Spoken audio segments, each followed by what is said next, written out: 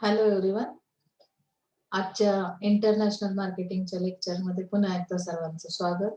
आपण जे काही हॉपस्टेडचे डायमेन्शन्स मागच्या लेक्चरला स्टडी केलेत त्याच्या पुढे आपला एक टॉपिक बाकी आहे. दुसरा युनिट तेव्हा संपेल आपला. मार्केटिंग रिसर्च आपण आज स्टार्ट करतोय. पुढचा टॉपिकचं नाव आहे मार्केटिंग रिसर्च कसा केला जातो. यामध्ये आपण बराच स्टडी केलाय, मार्केटचा स्टडी केलेला आहे. त्यामुळे याच्यामध्ये जनरली आपण जे आतापर्यंत शिकलो डोमेस्टिक मार्केटचा रिसर्च कसा करायचा तर त्यामध्ये थोडंसं ऍडव्हान्स दिलेलं आहे. इंटरनॅशनल मार्केटिंग आहे तर यामध्ये थोडासा वेगळे पॉइंट्स येण्याची शक्यता आहे. त्यामध्ये आपल्याला जनरली जो काही रिसर्च करायचा तर त्याची प्रोसेस वगैरे पुढे दिलेली आहे. यामध्ये मार्केटिंग रिसर्च हा जो टॉपिक आहे याची खरंच गरज आहे का, म्हणजे नीड काय आहे किंवा त्याची प्रोसेस काय आहे, नंतर स्कोप किती असेल मार्केटिंग रिसर्चला किंवा आयटीचा रोल काय आहे मार्केटिंग रिसर्च मध्ये, असे एक 2-3 टॉपिक्स दिलेले आहेत. त्याच्यावर जर आला तर एकच मिळून क्वेश्चन येईल. त्यामुळे तुम्हाला हे छोटे छोटे टॉपिक्स एकत्रितपणे लिहावे लागतील. ओके. आणि जर ऑब्जेक्टिव्ह असतील तरी सुद्धा तुम्हाला काही ठराविक पॉइंट्सवर जास्त भर दिला जातो. म्हणजे जसं की आता इंट्रोडक्टिव्ह पार्ट जो आहे, इंट्रोडक्टिव्ह पार्ट मध्ये आपण जे इंट्रोडक्शन स्टडी करणार आहोत त्यामध्ये जनरली बघा, the एक्सप्लोसिव्ह growth of world trade has unleash a Torrent of demand for information about markets through out the world. मुळात रिसर्च का केला जातो? मार्केटची जी काही इन्फॉर्मेशन आहे ती आपल्याकडे असेल तर आपल्याला त्याचं काय बेनिफिट मिळतं किंवा तो रिसर्च केल्यामुळे आपण कुठले डिसिजन्स घेतो, ह्या सगळ्या गोष्टी आपल्याला या रिसर्चच्या थ्रू समजतात. यामध्ये तिथे companies expanding into new and unfamiliar markets need information about market demand and market conditions. Managers seeking to expand and diversify operations need information to develop effective strategies in the markets. म्हणजे आता इथे काय केलंय की आपल्यासाठी जे unfamiliar market आहे, unknown असे persons, unknown असे कस्टमर्स तिथे आहेत, तिथली डिमांड कशी आहे, ह्या सगळ्या गोष्टी आपल्याला काय करायच्या की जाणून घ्यायच्यात. कारण आपल्याला आपला जो बिझनेस आहे तो एक्सपांड करायचा आहे. मग हे जर आपल्याला करायचं असेल तर आपल्याला इफेक्टिव्ह अशा मार्केटिंग स्ट्रॅटेजीज तिथे यूज कराव्या लागतील. आणि त्या मार्केटिंग स्ट्रॅटेजीज यूज करायच्या असतील तर तुम्हाला तिथलं रिसर्च करणं हे मस्ट असेल. मग आता यामध्ये आपण जनरली बघतोय की at the same time आता information needs now extend from the mature industrialized markets of Europe, the US and Japan, the unstable but growing markets of Latin America, the politically uncertain markets of the Middle East and Russia. Politically uncertain म्हणजे काय की जिथलं political instable आहे, आपण political instability हा point study केला. मग असे जे हे आहेत middle east, Russia and the rapidly changing markets of Southeast Asia to the emerging African markets. म्हणजे ज्या मार्केटमध्ये काही चेंजेस येत आहेत आता, त्यांनी दिलं रॅपिडली चेंजिंग मार्केट्स. म्हणजे जे आता वेगाने बदल होतोय जो मार्केटमध्ये तो आपल्याला जाणून घ्यायचा असेल, त्याची इन्फॉर्मेशन घ्यायची असेल तर रिसर्च करणं हे गरजेचं असेल. At the same time increasing cultural diversity. आता कल्चरल डायव्हर्सिटी हा प्रकार, कल्चरल एन्व्हायरमेंट स्टडी केला की नाही आपण, तर makes it important to collect information with regard to changing lifestyle and consumption pattern. Generally हम लोग देखते हैं ना कि अभी हमारा जो पैटर्न है कंजप्शन पैटर्न वो भी चेंज होता जा रहा है. जैसे कि बच्चे जब स्कूल में कॉलेज में पढ़ते थे तब हमारे जो जनरेशन थी एट दैट टाइम बिल्कुल जरूरत नहीं थी कि आपके पास टेक्नोलॉजिकल कोई प्रोडक्ट हो, या जैसे कि आप लोग लैपटॉप यूज करते हो मोबाइल फोन से, तो बिल्कुल जरूरत नहीं पड़ती थी. लेकिन अभी जो जो कंजप्शन पैटर्न है उसके अंदर हमारी जो लाइफस्टाइल है बिल्कुल चेंज हो गई है. जिस तरह से मार्केट में चेंजेस आना शुरू हो जाता है वैसे ही हमारे कंजप्शन पैटर्न पे उसका इम्पैक्ट होता है. सो यहाँ पे उन्होंने बताया कि increase travel, waves of migration and global communication are resulting in the blurring of cultural boundaries. यानी कि जो इंटरनेशनल मार्केटिंग है उसके अंदर भी बहुत सारे चेंजेस है. तो ग्लोबल कम्युनिकेशन करने के लिए या बाहर के कंट्रीज में अगर हमें बिजनेस करना है तो ऐसे हालात में हमें क्या करना पड़ेगा, रिसर्च करना पड़ेगा, वहाँ की इंफॉर्मेशन लेनी पड़ेगी. Okay. So need for conducting international research. International research की जरूरत क्यों है? आइडेंटिफाई डिससैटिस्फाइड कस्टमर, मतलब कस्टमर अगर सेटिस्फाइड नहीं है तो क्यों नहीं है, आइडेंटिफाई करो। उसके बाद है फाइंड आउट कस्टमर रिक्वायरमेंट्स और एक्सपेक्टेशंस। कस्टमर के रिक्वायरमेंट्स क्या है, उनके एक्सपेक्टेशंस क्या है, उनको भी जानना बहुत जरूरी है। Monitor and track service performance. Track करना किसी चीज को मतलब क्या है कि उस पर नजर रखी जाती है कि अगर डिस्ट्रीब्यूशन सिस्टम है आपकी मार्केट में, जब आप प्रोवाइड करते हो प्रोडक्ट्स को, तो प्रोडक्ट किस वे से जा रहा है, किस इंटरमीडियरीज के थ्रू जा रहा है, वहां पे हमें क्या करना है, ऑब्जर्वेशंस लेने, मॉनिटरिंग करना है कि जिसकी वजह से हमारा परफॉर्मेंस स्ट्रांग आता है या वीक आता है, ये हमें समझ में आता है। परफॉर्मेंस किसका होगा? सर्विस का। आपकी सर्विस किस तरह से दी जाती है कस्टमर को, उससे ही हमें समझ में आता है कि कस्टमर डिससेटिस्फाइड है, सेटिस्फाइड है, अगर डिससेटिस्फाइड है तो क्यों है, या उनके एक्सपेक्टेशंस क्या है। अभी जो हमारा परफॉर्मेंस है, सर्विस परफॉर्मेंस, उसके अंदर कुछ चेंजेस करने की जरूरत है, तो ये हमें समझ में आ सकता है। इसके लिए मार्केटिंग रिसर्च की जरूरत है। Assess overall organisational performance in comparison to competition, यानी कि हमें परफॉर्मेंस को चेक करते वक्त क्या करना है कि कंपैरिजन करनी है कि हमारा कॉम्पिटिटर मार्केट में किस तरह के सर्विसेज प्रोवाइड करता है और हमारे सर्विसेज किस तरह के हैं, हमारा परफॉर्मेंस किस तरह का है। ये ऑर्गेनाइजेशन का भी हमें क्या करना पड़ेगा, कंपैरिजन करना पड़ेगा कॉम्पिटिटर्स के साथ। Assess the difference between customers expectation and perception, उनके एक्सपेक्टेशन काय आहे और परसेप्शन, त्यांना नक्की काय अंडरस्टँड झालंय, त्यांचा समज काय झालाय आणि त्यांचे एक्सपेक्टेशन्स काय आहेत. Measure effectiveness of changes in service, म्हणजे सर्व्हिस चेंज करण्यामागे तुम्हाला काय गरज आहे, इफेक्टिव्हनेस म्हणजे जर तुम्ही ते चेंजेस केले तर काय इफेक्ट जाणवेल किंवा इफेक्ट्स कसे असतील. Apprise performance of employees, employees की परफॉर्मेंस पे ध्यान देना, एम्प्लॉय को अगर हमें सेटिस्फाइड करना है, एम्प्लॉय को मोटिवेट करना है, एनकरेज करना है, तो किस तरह की प्रोविजन ऑर्गेनाइजेशन कर रही है, उसकी वजह से ही क्या होता है, सक्सेस मिलता है ऑर्गेनाइजेशन को। अगर आपका एम्प्लॉय सेटिस्फाइड नहीं है तो फिर सक्सेस नहीं मिल सकता। Decide the expectations for a new service, आपको क्या करना है कि जो न्यू सर्विस है आपकी, उससे भी कुछ एक्सपेक्टेशंस ऑर्गेनाइजेशन के भी रहते हैं, कस्टमर के भी रहते हैं, तो उसे हमें ढूंढना है, फाइंड आउट करना है। फोरकास्ट फ्यूचर एक्सपेक्टेशंस, अभी फोरकास्टिंग करना है फ्यूचर एक्सपेक्टेशंस के बारे में। ओके, तो इसके लिए जरूरत है मार्केटिंग रिसर्च की। अभी यहाँ पे उन्होंने और एक चीज मेंशन की है, international marketing research can prove useful in the following situation. अभी ये जो इंटरनेशनल मार्केटिंग रिसर्च किया जाता है वो यूजफुल है, ये हम कौन सी सिचुएशन को देख के बता सकते हैं। Determining the feasibility of new market before entering, यानी कि जब भी हमें नए मार्केट में एंट्री करनी है तो फिजिबिलिटी कितनी है वो डिटरमाइन करना आता है। Estimating market size for business planning, आपको जो भी एस्टिमेट बनाना है मार्केट साइज का, बिजनेस प्लानिंग बनाना है, तो बिजनेस प्लानिंग बनाने के लिए हमें क्या करना पडता है, एक एस्टिमेट बनाना पडता है मार्केट के बारे में। एस्टिमेट म्हणजे काय, अंदाज लावला जातो त्या मार्केटची साईज किती आहे, तिथे किती कस्टमर अवेलेबल आहे, त्यानुसार आपण काय करतो, तो बिझनेस प्लॅन तयार केला जातो। Identifying new product opportunities as well as value added services, यानी कि यहाँ पे क्या करना है कि अपॉर्चुनिटीज को ढूंढना है।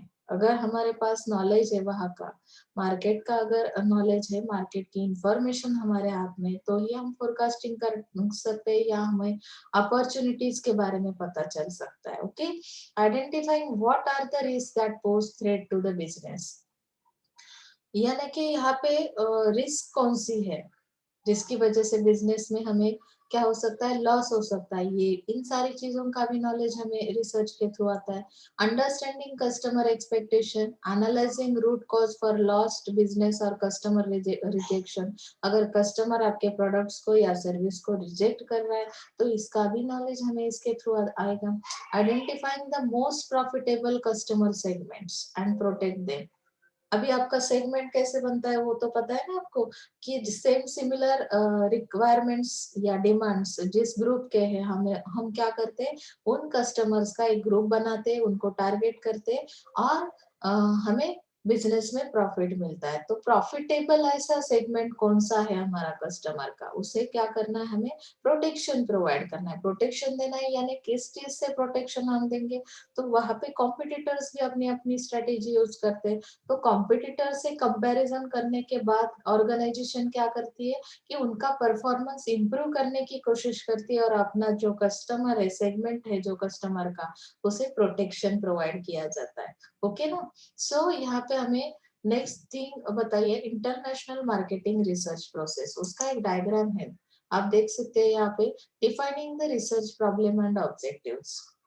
First you have to find out the problems, काय प्रॉब्लेम आहे ते एकदा डिफाइन केलं, रिसर्च प्रॉब्लेम किंवा ऑब्जेक्ट तुमचे तुम्ही एकदा डिसाइड केलेत की मला नक्की काय करायचं आहे, म्हणजे रिसर्च करायचा म्हणजे मी नक्की काय केलं पाहिजे, त्याची सुरुवात कशी असली पाहिजे. जसं आता तुम्हाला प्रोजेक्टला प्रॉब्लेम येतोय की नाही, की तसं तर तुम्हाला तो प्रॉब्लेम यायलाच नाही पाहिजे. त्याचं रिझन असं आहे की तुम्ही सेकंड इयरलाच बीआरएमचा सब्जेक्ट स्टडी केलेला आहे. बीआरएम स्टडी केल्यानंतर मला वाटतं कोणालाही हा प्रश्न पडू नये की नक्की प्रोजेक्ट कसा बनवला जातो किंवा त्यामध्ये काय असतं, कारण त्यामध्ये अप टू डेट नॉलेज तुम्हाला दिलेलं आहे की त्याचे स्टार्टिंग एरियाज कसे फाइंड आउट करायचे, म्हणजे सब्जेक्ट कसा फायनल करणार आहात, कुठल्या सब्जेक्टवर केलं म्हणजे तुम्हाला ते बेनिफिशियल असेल, हे सगळं नॉलेज तुम्ही सेकंड इयरला स्टडी केलंय. त्यामुळे इथे इंटरनॅशनल लेवलला जेव्हा आपण शिकतोय की इंटरनॅशनल लेवलचा रिसर्च कसा केला जातो, तर सुरुवातीला तुम्हाला ऑब्जेक्टिव्स डिफाइन करावे लागतील। डेवलपिंग रिसर्च प्लान, यहाँ पे डेवलप करना है मतलब क्या करना है कि एक बार मैंने ऑब्जेक्टिव्स डिसाइड कर लिए, डिफाइन कर लिए, उसके बाद मुझे एक प्लान तैयार करना है। Deciding the type of data, यानी कि यहाँ पे हम कौन सा डेटा कलेक्ट कर रहे हैं, प्राइमरी डेटा है, सेकेंडरी डेटा है, तो उसके अंदर कौन सी इंफॉर्मेशन हम कलेक्ट करेंगे, किस तरह से करेंगे, ये भी डिफाइन किया जाएगा, डिसाइड किया जाएगा। डिटरमाइनिंग द रिसर्च अप्रोच, यहाँ पे हम क्या करते हैं कि रिसर्च का अप्रोच किस तरह का है। उसके बाद आता है कि selecting the method of data collection, आपको एक ही मेथड डेटा कलेक्शन के लिए कोई यूज करनी है।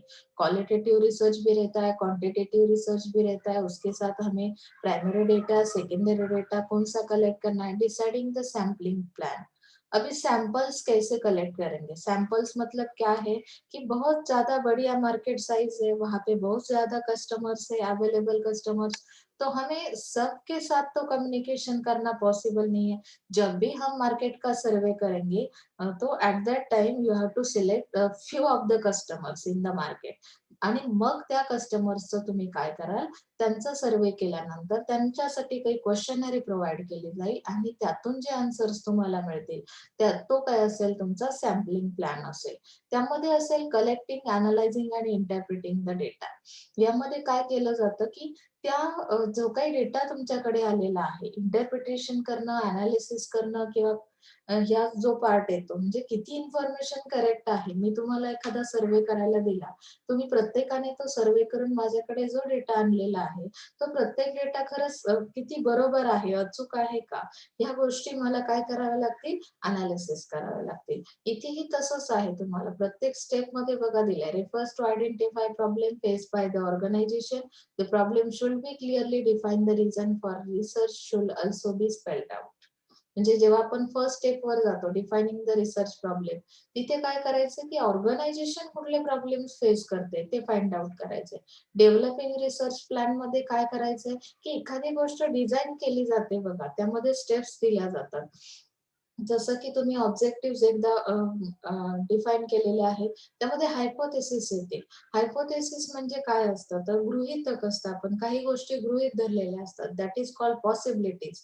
That means that possibilities are sometimes positive and sometimes negative. This is your hypothesis and questions for the research म्हणजे काय की क्वेश्चनरी तयार केली जाते त्या रिसर्चसाठी, की मला नक्की काय फाइंड आउट करायचं आहे त्या रिसर्च प्लॅन मध्ये, म्हणजेच माझं फायनल आउटपुट काय असेल, माझा रिपोर्ट काय असेल, हेच तुम्हाला तुमच्या प्रोजेक्ट मध्ये सुद्धा करायचं आहे। मार्केटिंगचे जे स्टुडंट्स आहेत त्यांना मी मुद्दामून सांगेल की ज्यांनी कोणी आतापर्यंत प्रोजेक्ट चं नेम सिलेक्ट केलेलं नाही, टॉपिक सिलेक्ट केलेला नाही, त्यांनी काय करायचंय की तुम्हाला नक्की फाइंड फाइंड आउट काय करायचं, त्या प्रोजेक्टचा रिझल्ट काय लावायचा आहे, त्यानुसार तुम्ही ते टॉपिक्स सिलेक्ट करा.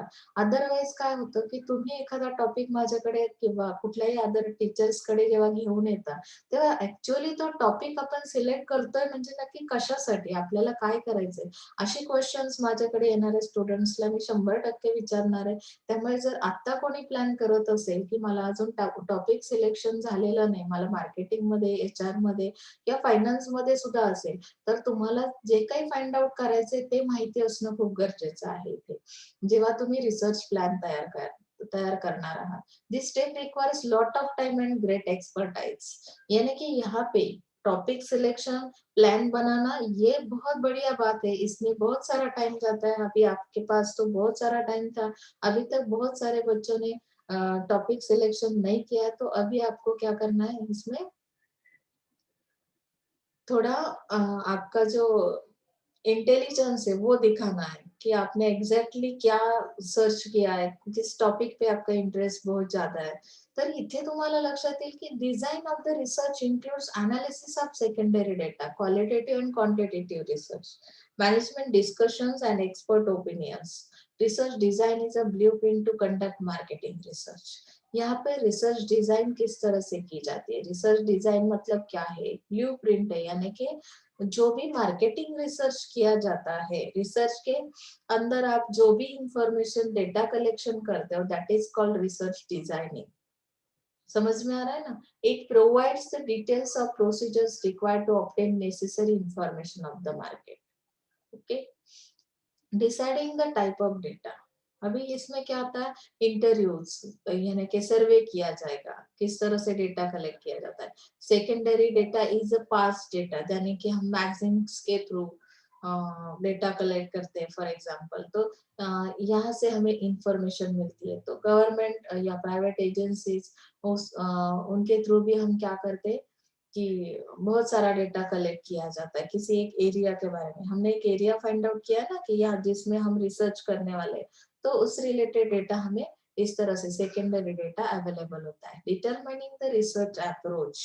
अभी यहाँ पे रिसर्च अप्रोच डिटरमाइन करना है. रिसर्च अप्रोच को डिटरमाइन करते वक्त there are it refers to selecting the types of research. Following points explain two main types of research approach, qualitative and quantitative. तो यहाँ पे आपको क्या करना है कि क्वालिटेटिव रिसर्च करना है, यानी कि डिस्क्रिप्टिव ऐसा डेटा कलेक्ट करना है, या आपको किसी जैसे स्टैटिस्टिक्स जिसमें रहता है, नंबर्स रहते हैं, तो उस तरह का हमें क्वांटिटेटिव डेटा कलेक्ट करना है.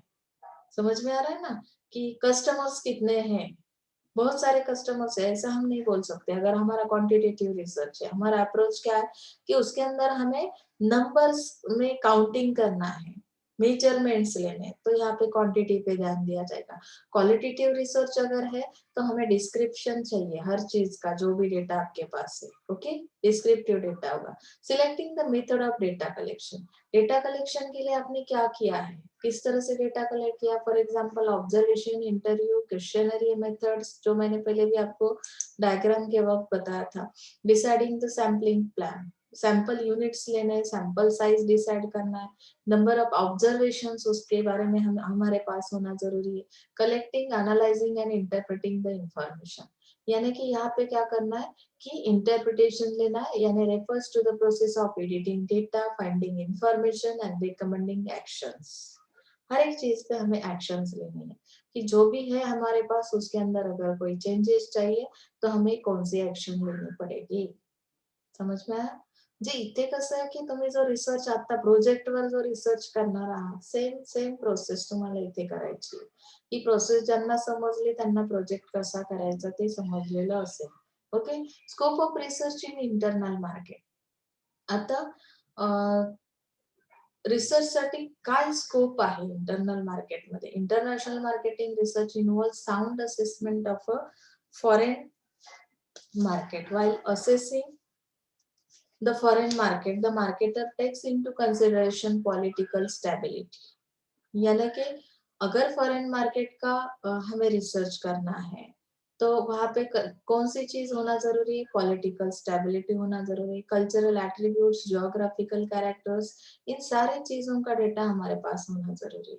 There are many areas such as economy, market condition, advancement of technology, competitors which can be focused while researching a foreign market. अभी हमें फॉरेन मार्केट में अगर बिजनेस करना है तो हम क्या कर सकते हैं कि मार्केट की कंडीशन जान लेंगे, एडवांसमेंट ऑफ टेक्नोलॉजी, वहाँ की टेक्नोलॉजी किस तरह से काम करती है, एंड कॉम्पिटिटर्स किस तरह के, अदर कंट्रीज में अगर हम जा रहे हैं तो इतनी सारा इंफॉर्मेशन रखना हमारी रिस्पॉन्सिबिलिटी बनती है. वहाँ की इकोनॉमी का भी स्टडी किया जाएगा. यहाँ पे उन्होंने और एक चीज दी है, business cycle trends. Business cycle किस तरह से चलती है, जैसे हमारे डोमेस्टिक मार्केट की बिजनेस साइकिल है कि जो 4 Ps हमने स्टडी आज तक किए हैं कि 4 Ps के ऊपर हमारी साइकिल है, या जो भी प्रोडक्ट लाइफ साइकिल है वो भी एक उसका डायग्राम हमने स्टडी किया है कि जैसे इंट्रोडक्शन, ग्रोथ, मैच्योरिटी और डिक्लाइन. तो उस तरह से हमें बिजनेस साइकिल ट्रेंड्स को जानना जरूरी है. फॉरेन मार्केट में किस तरह का ट्रेंड है, the knowledge of market condition of the country and the market segment crucial for deciding organisation entry और exit from the market and country. यानी कि स्कोप ऑफ रिसर्च में हमें और एक चीज ध्यान में लेने की, कौन सा नॉलेज हमारे पास होना चाहिए. तो मार्केट सेगमेंट किस तरह से बनाए जाएंगे, वहाँ का कस्टमर का ग्रुप किस तरह का है, किस कस्टमर की सिमिलर सेम डिमांड है, सेम टाइप से उनकी साइकोलॉजी है, तो या सेम रिस्पॉन्स हमें उनसे मिलता है. तो सेगमेंट को बनाना या मार्केट में एंट्री करना या एग्जिट होना, ये भी बहुत रिस्की कंडीशन है या रिस्की सिचुएशन रहती है ऑर्गेनाइजेशन के लिए. Okay, so international marketing decision कैसे लिया जाता है, उन्होंने बताया कि marketing makes a decision after taking into consideration cost, time and human resource. आपके पास ह्यूमन रिसोर्स कितना है, कॉस्ट कितनी लगने वाली है, या टाइम पीरियड कितना है. ओके, कितने टाइम पीरियड के अंदर आप कौन सा एक प्रोडक्शन कर रहे हो, उसके चीज पे डिपेंड करता है कि इंटरनेशनल मार्केटिंग का डिसीजन लेना है ऑर्गेनाइजेशन को. In addition there are some other factors that affect the marketing decisions of an organisation going global. Following points explain this factors. यानी कि अगर मुझे वो डिसीजन लेना है तो किस तरह के फैक्टर्स को हमें स्टडी करना पड़ेगा ऑर्गेनाइजेशन को. तो यहाँ पे research of industry acts as an essential tool for the survival of an organisation in the competition driven market. Research of an industry includes the following: acquisition analysis. Research industry क्या करती है, फिर acquisition analysis क्या करता है, refers to the analysis on the acquisition done in the industry. In acquisition analysis, an organization contemplates to acquire another organization for expansion purpose. Acquisition analysis के अंदर जैसे हमने उसके पहले एक जो टॉपिक है वो स्टडी किया था, टेक ओवर करना, मर्जर एंड एक्विजिशन, ट्रंकी प्रोजेक्ट्स. तो इस तरह से वो एनालिसिस करते हैं कि हमें किस तरह से एंट्री मिलेगी मार्केट में. समझ में आया ना, किसी एक कंपनी दूसरी कंपनी को टेक ओवर करके जा सकती है, एंट्री कर सकती है. तो इस तरह का मैटर हमें यहाँ पे समझना है. डाइवर्सिफिकेशन है मतलब क्या है, यहाँ पे आप देख सकते हैं कि डाइवर्सिफिकेशन एनालिसिस में provides method for quantifying risk. Diversification helps in minimizing business and financial risk by diversifying organizations business.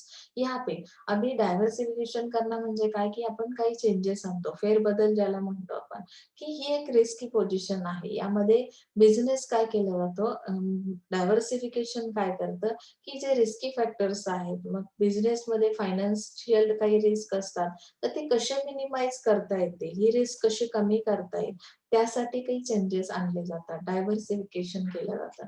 Market share analysis मध्ये काय सांगितलं, indicates how well an organisation is performing in the market place in comparison to its competitors in the foreign market. म्हणजे तुम्हाला प्रत्येक वेळी काय करायचंय की मार्केट शेअर अनालिसिस करताना तुमचं परफॉर्मन्स ऑर्गनायझेशनचा कम्पेअर केलं जातं कॉम्पिटिटर सोबत फॉरेन मार्केटमध्ये. Okay, export analysis. Export analysis shows the opportunities available in the international market and it shows which type of products and services have more demand in the foreign market. अभी आपका domestic market का कोई एक product international marketing में अगर जा रहा है या सर्विस प्रोवाइड कर रहा है तो वहाँ के मार्केट में आपके सर्विस के लिए कितनी डिमांड है, इस तरह से हम क्या करते हैं, एक्सपोर्टिंग एनालिसिस किया जाता है। रिसर्च मार्केट कैरेक्टरिस्टिक्स किस तरह से हमें स्टडी करने हैं कि कैरेक्टरिस्टिक्स को जानते वक्त हमें कौन सी चीजें ध्यान में रखनी है। Following are some significant market characteristic that should be considered while researching a market. अभी मार्केट रिसर्च करते वक्त हमें उसके कैरेक्टरिस्टिक्स के बारे में पता होना बहुत जरूरी है। करंट मार्केट साइज है ना, पॉपुलेशन वहाँ की कस्टमर की, पोटेंशियल बायर्स कितने हैं, कितने नंबर में है, total number of potential buyers. Okay, projected market growth rate refers to the future product sales within a given market. मतलब उस मार्केट में हमें फ्यूचर सेल्स कितना होगा उसके लिए हमें ग्रोथ रेट चेक करनी है मार्केट की। Number of competitors, requirement of technology skills, वहाँ पे टेक्नोलॉजी स्किल्स कितने यूज किए जाते हैं या टेक्निकल स्किल, ह्यूमन रिसोर्स कितना यूज किया जाता है उस मार्केट में, तो टेक्निकल पर्सन्स की वहाँ पे कितनी रिक्वायरमेंट है वो भी देखना जरूरी है। कैपिटल रिक्वायरमेंट कितना है, फाइनेंस बेस हमारा कैसा है, बैरियर्स टू एंट्री यानी एंट्री के लिए कौन से बैरियर्स है, जैसे तारीफ और ट्रेड हमने स्टडी की है कि उस रिलेटेड कौन से लीगल रूल्स है, कौन से पॉलिटिकल रूल्स है, उनको जानना जरूरी है मार्केट के कैरेक्टरिस्टिक्स को स्टडी करते वक्त। सीजनल फैक्टर्स कौन से इम्पैक्ट करते हैं आपके बिजनेस पे, डिमांड और प्रोडक्ट्स पे। For instance summer season increases demand और cold beverages. Research market trend कौन से है, following are the key market trends, जैसे changes in customer needs and behaviour, cost drivers for the industry and new entrants and competitors in the industry, and upcoming business models and best practices of the industry। जैसे technology के बारे में हम सोचते हैं ना कि आज अगर 3G है, कल 4G था, और शायद परसों और कौन सी तो नई चीज मार्केट में एंट्री करेगी, तो ये अपकमिंग ट्रेंड्स है, तो इनको जानना भी बहुत जरूरी है, ये जो मार्केटिंग ट्रेंड है। ओके,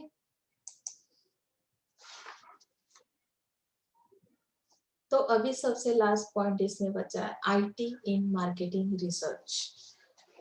आईटी का रोल क्या है? It helps an organisation in saving time and cost involve in the process of marketing research. Marketing research utilises information technology to close the knowledge gaps of the organisation. Organisation के पास जितना knowledge है या जो gap है knowledge का, तो वो फुलफिल कौन करता है, तो टेक्नोलॉजी करती है। टेक्नोलॉजी में फिर कौन किस तरह की टेक्नोलॉजी यूज की जाती है वो हम आगे देखने वाले हैं। In an organization, information technology can be used in the form of marketing information system, MIS system को स्टडी करना है, डिसीजन सपोर्ट सिस्टम DSS को हमें स्टडी करना है। तो ये MIS सिस्टम क्या कहती है? It is a computerised system that is designed to provide an organized flow of information and support the marketing activities of an organization। ये स्टोर करना, एक जो डेटा है, जो कलेक्ट किया हुआ डेटा है, उसे स्टोर करना, उस इंफॉर्मेशन को स्टोर करके रखना, ये एमआईएस सिस्टम के थ्रू हम लोग कर सकते हैं। ये कंप्यूटराइज्ड सिस्टम है। It is a set of efficient procedure and techniques that help organisation to collect, evaluate, sort and generate reports for making effective marketing decision। इसकी वजह से हम क्या कर सकते हैं, इस डेटा को अगर हम स्टोर करते हैं, हमारी सिस्टम क्या करती है, तो स्टोरिंग भी करती है, कलेक्ट करती है, इवेल्युएट करती है, सॉर्ट किया जाता है और उसके थ्रू हम लोग रिपोर्ट्स बना सकते हैं, जिसकी वजह से हमें इफेक्टिव डिसीजन लेना पॉसिबल हो जाता है। तो किस तरह से ये टेक्नोलॉजी इसमें यूज की जाती है बिजनेस के अंदर। Every organisation has an MIS department that gathers the information regarding marketing mix, customer behaviour, industry and competitor. At a time manually अगर हमें डेटा स्टोर करना है तो वो बहुत डिफिकल्ट हो जाता है। तो हमें ये इंफॉर्मेशन सिस्टम क्या करती है, इस तरह की फैसिलिटी प्रोवाइड करती है जिसकी वजह से हमारा फाइनल आउटपुट निकलता है और हम डिसीजन ले सकते हैं, फाइनल कर सकते हैं कि कौन सी स्ट्रेटेजी वहां पे अप्लाई करनी, किस तरह का कस्टमर है, कस्टमर का बिहेव कैसा है, या मार्केट की साइज कितनी है। Okay, So benefits of MIS. MIS provides foundation for various decision related to product development. अभी प्रोडक्ट के अंदर भी कुछ डेवलपमेंट करनी है, प्राइसिंग के अंदर चेंजेस लाने, पैकेजिंग करना है, डिस्ट्रीब्यूशन करना है, तो MIS सिस्टम इसके लिए बेनिफिशियल है. मार्केट में मॉनिटरिंग करना हमें बहुत अच्छे से आता है इस सिस्टम के थ्रू. जैसे कि it helps to identify emerging market segments के बारे में पता चलता है, change in the behaviour of customer, new technologies, competitors activities and government policies. Strategy development के लिए भी एमआईएस सिस्टम क्या करती है, देख सकते हैं आप यहाँ पे. MIS provides information required for the development of marketing strategy. Information collect करना, स्टोर करना, ये अगर इसका काम है तो ये डेवलपमेंट के लिए आपको क्या करेगी, हेल्प करेगी. और आगे जाके अगर कोई मार्केटिंग स्ट्रेटेजी आपको उसके लिए डिसीजन लेना है तो वो आप डिफाइन कर सकते हैं एमआईएस सिस्टम के through. It enables marketers to develop strategies for new products, pricing, personal selling, distribution, customer service and partnership. हर एक चीज के लिए ये एमआईएस सिस्टम आपको डेटा प्रोवाइड करती रहेगी. फंक्शनल इंटीग्रेशन किया जाएगा इसके थ्रू. फंक्शनल इंटीग्रेशन के अंदर क्या आता है, refers to the integration of marketing activities. अभी किसी चीज को इंटिग्रेट करना, ज्याला आपण म्हणतो ना एकत्रित करणं, मार्केटिंगच्या ज्या ऍक्टिव्हिटीज आहेत त्याचं कोऑर्डिनेशन कसं होतं, वेगवेगळ्या डिपार्टमेंटचा जो डेटा आहे तो एकत्रित कसा केला जातो, such as customer service, engineering, finance, logistic, manufacturing and production. All departments की इंफॉर्मेशन इंटीग्रेट की जाती है, एक दूसरे के साथ कोऑर्डिनेशन किया जाता है उस इंफॉर्मेशन के थ्रू, और बाद में हम फाइनल आउटपुट निकाल सकते हैं. ओके, इस तरह से जो एमआईएस सिस्टम है ये हमारे लिए हेल्पफुल रहती है. क्वेश्चंस क्या दिए अभी इसके अंदर, explain the concept of international marketing environment, different factors affecting international business environment and international economic institution. तो इस तरह से हमें क्वेश्चन सॉल्व करते जाना है, या आपने नोट्स बनाए तो भी अच्छा है. यहाँ पे ये जो सेकेंड यूनिट है आपका पूरा कंप्लीट हो चुका है इंटरनेशनल मार्केटिंग का. अभी हम थर्ड यूनिट की तरफ चलते हैं, इंटरनेशनल मार्केटिंग मिक्स.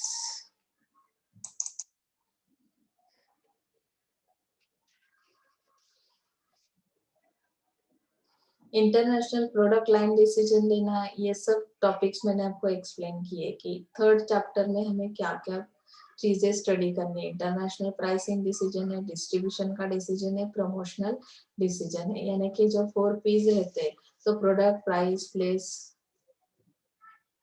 उस तरह से यहाँ पे 4 चैप्टर्स दिए, तो एक एक करके हम स्टडी करेंगे. इसके अंदर सीक्वेंस थोड़ा चेंज रहेगा, जिस तरह से सीक्वेंस है उसी तरह से हम स्टडी करेंगे. अगर कोई आगे पीछे पॉइंट्स छूट रहा है तो आप बोल सकते हैं. इंटरनेशनल प्रोडक्ट डिसिजन हा पहिला पॉइंट आहे आपला.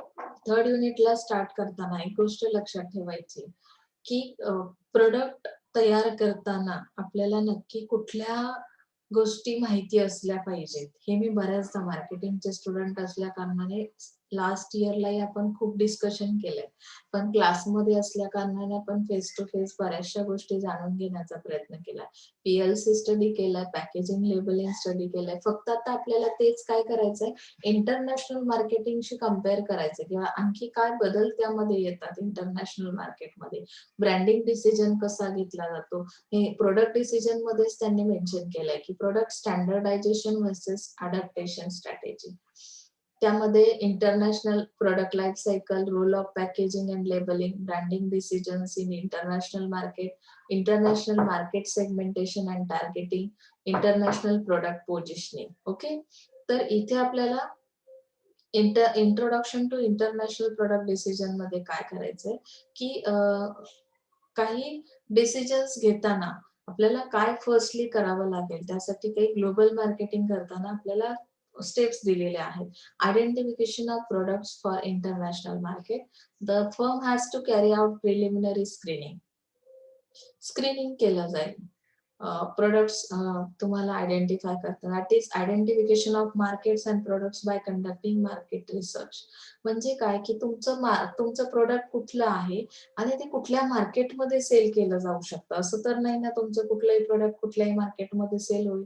मग त्या मार्केटची ती डिमांड आहे का? रिक्वायरमेंट्स आहेत का? या गोष्टींचा तुम्हाला थोडा स्टडी करावा लागेल. Poorly conceived product often leads to marketing failures. It was not a smooth sailing in the Indian market for a number of transnational food companies. म्हणजे काय की बरेचसे प्रोडक्ट्स असे आहेत की त्यांना थोडासा त्यांचा फॉर्म चेंज करावा लागतो. जसं आता त्यांनी इथे बघा एक्झाम्पल दिले Kellogg, Pizza Hut, McDonald and Domino pizza have all run into trouble in the experience the trouble waters in Indian market at one point of time. म्हणजे काय की बऱ्याचदा असं होतं की समजा आता McDonald'sचे प्रॉडक्ट्सचं तुम्ही एक्झाम्पल घेतलं, की काही कंट्रीज अशा आहेत आपण ह्याच सेकंड चॅप्टरमध्ये इंटरनॅशनल मार्केटिंगचं स्टडी केलं, की तिथे काही फिशसाठी त्याचा पिझ्झा वगैरे बनवून खातात किंवा वेगळ्या पद्धतीची डिश तिथे ॲक्सेप्ट केली जाते. म्हणजे तोच प्रॉडक्ट वेगळ्या फॉर्ममध्ये त्यांना अवेलेबल पाहिजे असतो. मग अशा वेळेस काय असतं, की तुम्हाला थोडासा स्ट्रगल करावा लागतो. तिथले रिसर्च करावा लागतो आणि नंतर डिसिजन्स घ्यावे लागतात, की नक्की हे जे प्रॉडक्ट्स आहेत, इन डोमेस्टिक मार्केटमध्ये ज्या फॉर्ममध्ये आपण सेल करतो, तशीच डिमांड फॉरेन मार्केटमध्ये असणार नाही. टेस्टमध्ये चेंज होईल, फ्लेवरमध्ये चेंज होईल, साइज शेपमध्ये बदल होईल. सगळ्याच गोष्टींमध्ये चेंजेस असतील. ते चेंजेस केव्हा कळतील? जेव्हा तुम्हाला काय करावं लागेल, की रिसर्च केल्यानंतर तुम्हाला लक्षात येईल. ओके. आता मग त्यासाठी त्यांनी दिला basic mistake that this firm made were. मग आता कुठल्या मिस्टेक्स फर्म करतात? तर understanding of spending patterns of consumers. म्हणजे जसं की तिथल्या कस्टमरचा स्पेंडिंग पॅटर्न कसा आहे? त्यांची एबिलिटी किती आहे? जसं की ते जर आपण काय म्हणतो, की खूप कॉन्शियस आहेत, प्राइस कॉन्शियस आहेत. तर मग अशा केसमध्ये आपण काय केलं पाहिजे, की त्याच लेव्हलचे प्रॉडक्ट्स त्या मार्केटमध्ये घेऊन गेलं पाहिजे. म्हणजे ते they look for value for money असं दिलंय आणि in their purchase decision far more than their western counterparts do. म्हणजे काय, की बाहेरच्या प्रॉडक्टबद्दल ते काय करतात, की ते पर्चेसिंग करताना, तो डिसिजन घेताना खूप विचार करून घेतात. त्यांच्या दृष्टीने जी काही व्हॅल्यू आहे, म्हणजे पैशांसंदर्भात जे काही त्यांची व्हॅल्यू आहे किंवा त्यांचं स्पेंडिंग पॅटर्न आहे, तो आपण लक्षात घेणं गरजेचं आहे. ही चूक फर्मने कधीच करायची नाही. ते सगळं अंडरस्टँड करणं खूप गरजेचं आहे. Understanding of the strength of their transnational brands. आता ट्रान्सनॅशनल ब्रँड्समध्ये काय दिलंय? These MNCs estimated their brand image very high in the international markets, and the globalization of markets was considered to be very potent factor for getting a large number of customers for their products, as happened in African and other East Asian countries. म्हणजे जे बाहेरचे brands आहेत, तर त्याची strength म्हणजे आता जसं MNCs बऱ्याच ठिकाणी काम करतात. MNC बाहेरच्या मार्केटपर्यंत त्यांचे प्रॉडक्ट्स घेऊन जातात. तर तिथला जो कस्टमर आहे, तो कशा दृष्टीने त्याकडे बघतो किंवा त्याचा दृष्टिकोन कसा आहे. तर ह्या गोष्टी आपण समजून घेणं खूप गरजेचं आहे. त्यांचा अप्रोच समजून घेणं खूप गरजेचं आहे. स्ट्रेंथ समजून घेणं खूप गरजेचं असणार आहे. मार्केट सेगमेंट रिलेटेड जो डिसिजन घेतला जातो, त्यामध्ये दिलंय first product decision to be made is the market segment decision because all other decisions product mix decision, product specification, positioning, communication decision depend upon the target market.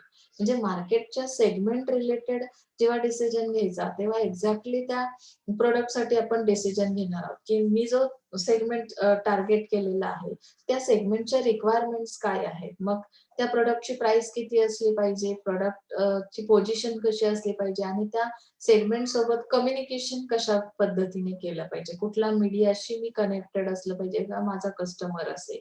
Product mix decision कसा आहे?